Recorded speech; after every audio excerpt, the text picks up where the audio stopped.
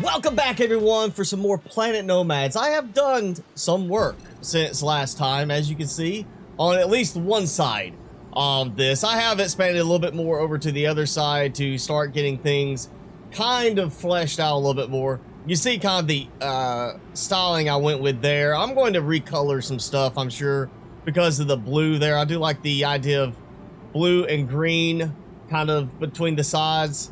So I have done some interesting lighting. I also decided to try some ridging there. Basically, I'm down to the point I'm finishing up the work on one side so I could just replicate it to the other side. There's some spots that I feel I will need to do, you know, a little something different. Like right here, I don't want it to be that blocky looking, but that's what it ended up being because of the outside area. And we are, of course, still producing heavily. I still have some stuff to do down here. But first, because I want to test with a good build project how it affects the stuttering. As you can see, I still have that stuttering going. We're going to start by revamping the power structure for everything. All right, so we're going to start with just this because I want to have something kind of like that. And then I need some sort of paneling. So I really would like to do something a little different than what I've been doing. I don't want it to be too high, though, because I don't want it to be like... Actually, you know what? We could build down from here. Build switches off the ceiling itself. And have it where it's like, oh yeah, look at this. This is, you know... where you look up. You've got the control panel here. You look up. Actually, I think I'll have to go over here. I want to try to... So that's middle. So we'll just do that to start with. And what we'll go with is... We'll build these out. And stick with the white decor of the inside. Let me find where that stupid thing is. There's so many things to remember, you know, placement-wise in the game. It's like, what? Where did I put that? And definitely want it to mount correctly.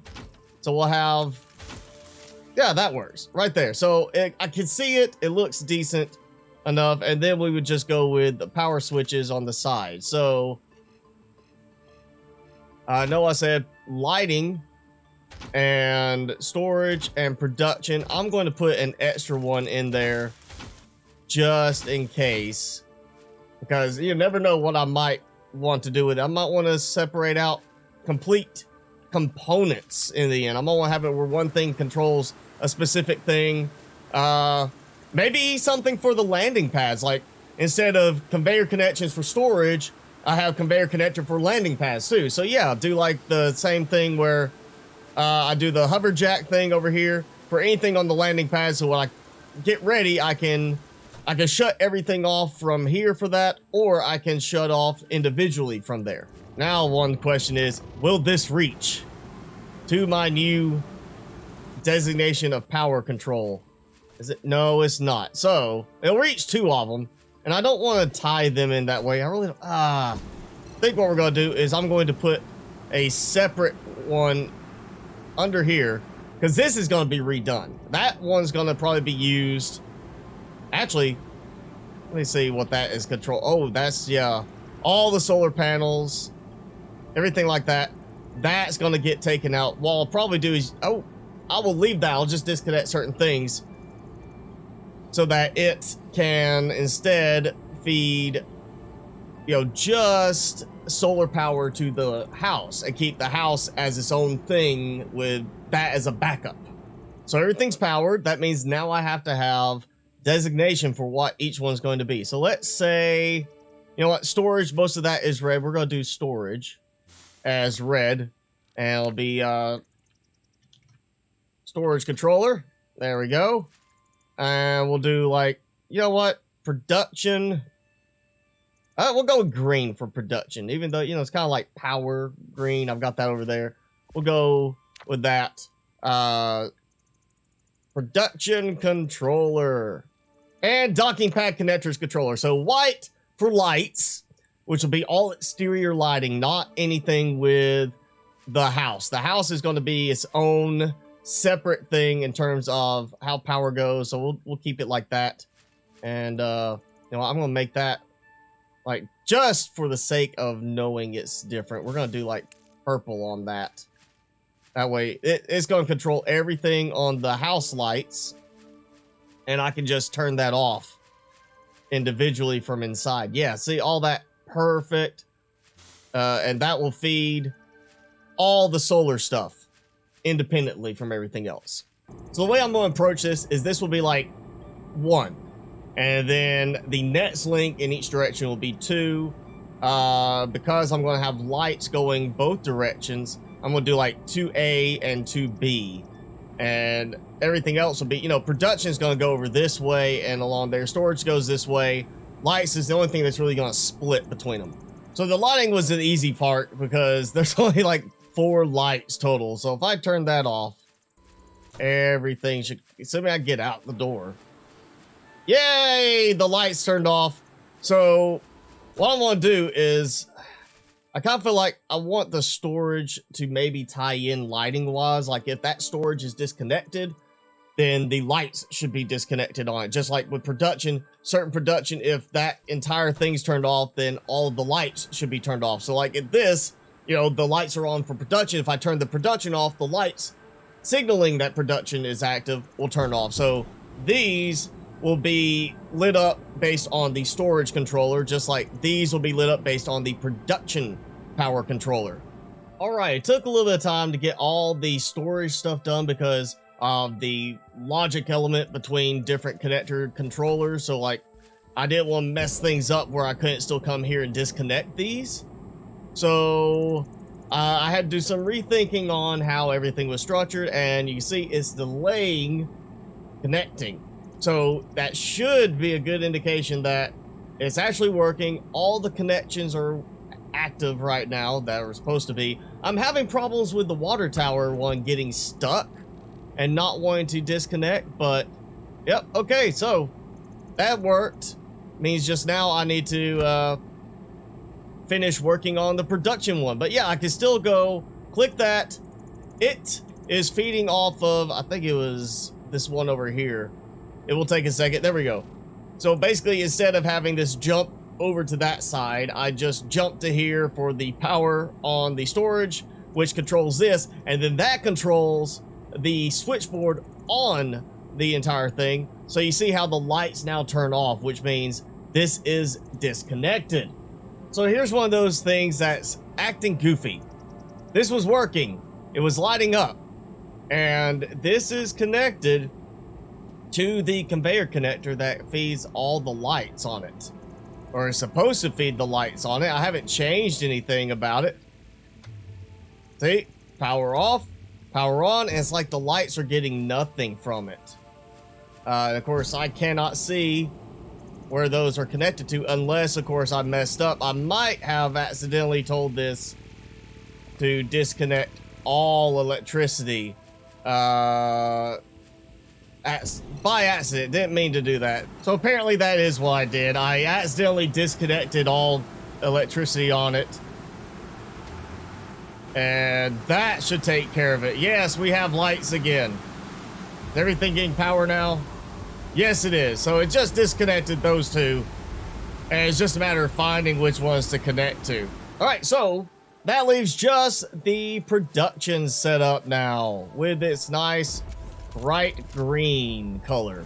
I would have to say I think this is going to be the easiest one to do so far. Not because it's easy, but because I've actually already done the work to space things out. Like with the lights, I had to space out so far, and so that helped with the storage. Storage was more of the logic. This is more of just, yeah, marking everything along the way. As you see, I've already got pretty much stuff marked where it's supposed to go. So it's like, all right, that's going to be production 4. Right there. And that should connect because I've got a connection from that storage controller all the way back over here to this one. So this is going to make things easy just because I don't have to try and place a switch and see if it connects back before I then name it.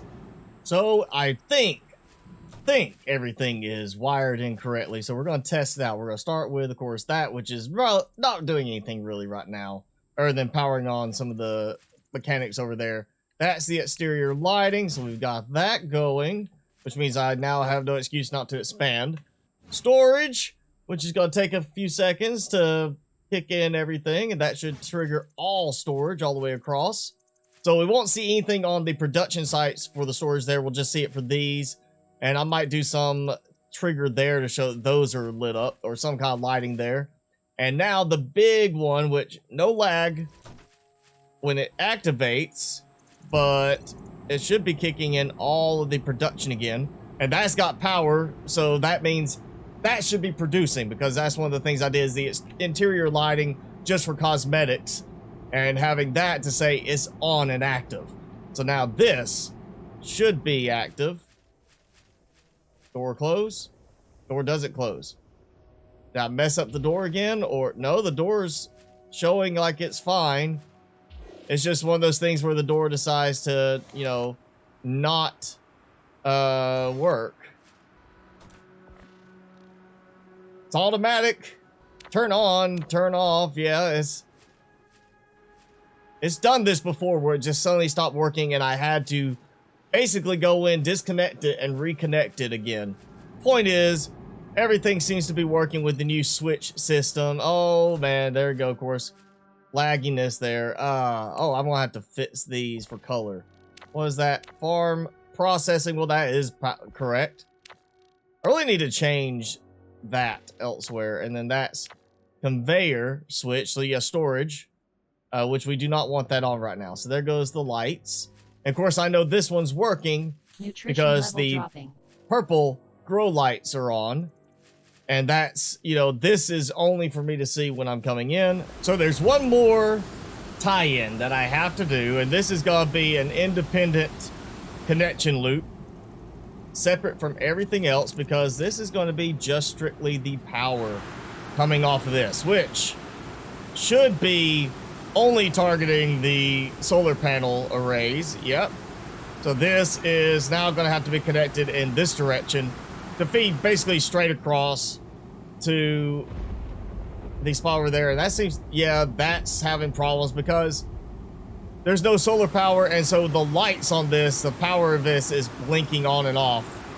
And there we go. All right, so solar array ties completely directly back to the main switch here, and that is what's feeding everything else through this control system here. It goes to this one, feeds to those, and then I control it that way. So that ties into the main power production, and that leaves me all of this solar power, the ones on the sides and on the roof, and my batteries here. This is entirely for the house. So the house is now completely independent in terms of power production. Just with some lights and everything, it should be perfectly fine. I should not have any issues with that. And then, of course, with everything else tied in that way, it lets me have a predictable amount of power consumption and a very well described and, you know, more straight laid out system that I'm like, okay, I need another one of these over here, so I'm just going to throw it here and name it this, you know, done. It's like this should take care of anything over here. Or actually, what I'll do is I'll probably add a loop up here for that specific one so I can control it from here, and it'll be like the storage controllers, connect into that, done. And I have been busy with this thing for so long, I guarantee if I disconnect all of these so I can bring in another one from the remote mining sites, I guarantee that's going to end up being like, if that one's not full, that one most definitely should be full, because that's the one I've left pretty much over there. It means these are probably not doing anything right now. Oh yeah, look at that. Just iron. That's all it is. And now the lovely trick of snap. Let's go. Well, you know, rotate the right way. And we'll just, you know, we dock it over here. I'm gonna have to add a fourth dock one there. I really am liking that system better and better now. That I would rather have this sort of thing than the other mechanic where I just have like the mover tool and use that, because that definitely makes it a lot simpler. And then bam, just connect. So I'm thinking probably for my my big mobile base build, I'm going to keep that in mind. So I'm going to make it where everything's easy to get to and allow for the ability to use the mover tool to undock stuff. Say when you come back to your base and you want to disconnect, you don't have to rely on having a certain, you know, conveyor system for it. You could just drop off conveyor connectors and leave. Well, let's see. It should immediately connect. Okay, yep, it's connected in. And of course, everything's full on those. I'm not going to worry about those. That's just to keep it actively going here. I should see some iron pumping in soon. I mean, it's definitely connected in. I can see everything. It doesn't have a perfect fit, but it is close enough that it makes it where you can wiggle on either side and it will still connect. No problem. There we go. Yep, it's working. I've got more iron production going. And basically now, thanks to these, I have more iron production than I really need. And I have finally finished up my queue on all of these, which is why I am not producing anything else. So, I'm not sure how many of it I had doing certain things. All right, so 1, 2, 3 of each. Let's pump this up. That's rookie numbers. I've got to pump those numbers up. We're going to do like 10,000 on each. Instead of the 999 thing, I'll just do this. So now that's producing 30,000 basic frames and metal plating, or plating Mark 1. So I think that might cover me for the rest of my projects on this. All right, so that's going to be it for this episode of Planet Nomads. I've got my power restructured and under better control, so I have a nice little control panel set up, which makes it a little bit easier to turn everything off. Let's say I want to leave the base for a while with my mobile base design or whatever. I turn everything off, quick and easy from inside the house. So it works really great, and it, you know, just took some rethinking on things. Definitely something I encourage you to try if you haven't done so already, is to use the power switches to act as a control function within your own bases if you're not doing that. But yeah, that's it for this episode. So thanks for watching. If you enjoyed it, hit the like button, leave me a comment below, and hit subscribe if you haven't done so already. As always, I'm your host, Mr. Spicy. Thanks so much for watching. Be sure to keep it spicy this week, and I'll see you in the next video.